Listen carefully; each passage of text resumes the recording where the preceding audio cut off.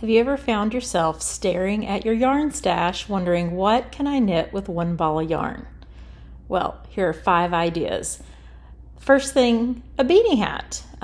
You can knit that in just about any weight of yarn, any size, and 1 skein is all it takes. Another really versatile thing that you can knit with 1 skein or 1 ball of yarn is a scarf. A scarf can be as simple or as elaborate as you want. It can be nothing but knitting back and forth every row, attach some tassels, to something that's cabled or lace work, from fingering weight to super bulky. You can make all kinds of great scarves with 1 ball of yarn. Fingerless gloves are a great project if you're just starting to get comfortable with knitting in the round with either 2 circular needles or double pointed needles. Fingerless gloves are one of the first projects that I did before I started knitting socks or other kinds of gloves, and they were really handy for me because I am also an amateur astronomer. I've got a physics degree, a couple of physics degrees, and I love astronomy. And so when you're out at night and the weather's cool, but you need those fingertips to do some fine adjustments on the telescope, fingerless gloves are right where it's at. It's great for also if you want to operate your phone to keep the main part of your hands warm. Fingerless gloves are a lot of fun, and they knit up really quickly. Just a little bit of sock yarn or maybe some double knit DK weight yarn, and you're off to the races with many different types of fingerless gloves that you can knit up quickly. My next idea for a 1 skein project is a cowl. A cowl is just basically a short scarf that is attached so that it's a loop.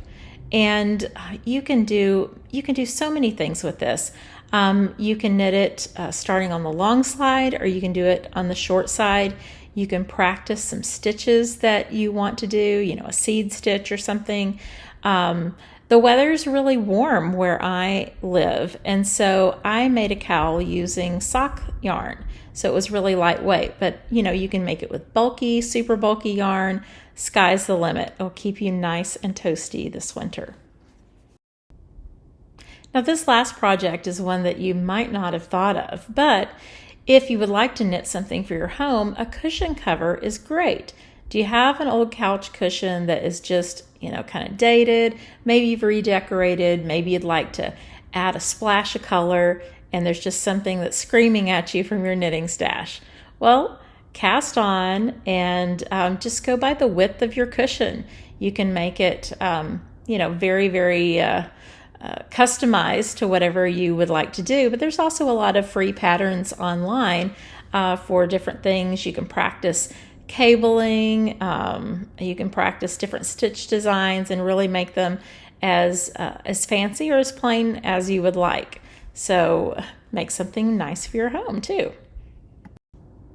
So I put together this nice little yarn conversion chart to share with you because I don't know about you, but when I'm reading patterns, there's so many different terms for the types of yarn, and then some will go by grams, some will go by ounces, some will go by yards or meters. And this was just always confusing to me, and I kept having to look it up. So I made this little chart for myself, and I'm sharing it with you here. And bookmark this point in the video so you can come back to it. But this helps as a guide. So whatever your type or your weight of yarn is, if you measure that, or if it's an unused skein or ball and it has on the label how many grams or ounces there is, this is a good ballpark guideline to how many yards or roughly meters of yarn that you have. So you can look at your pattern and see, do I have enough?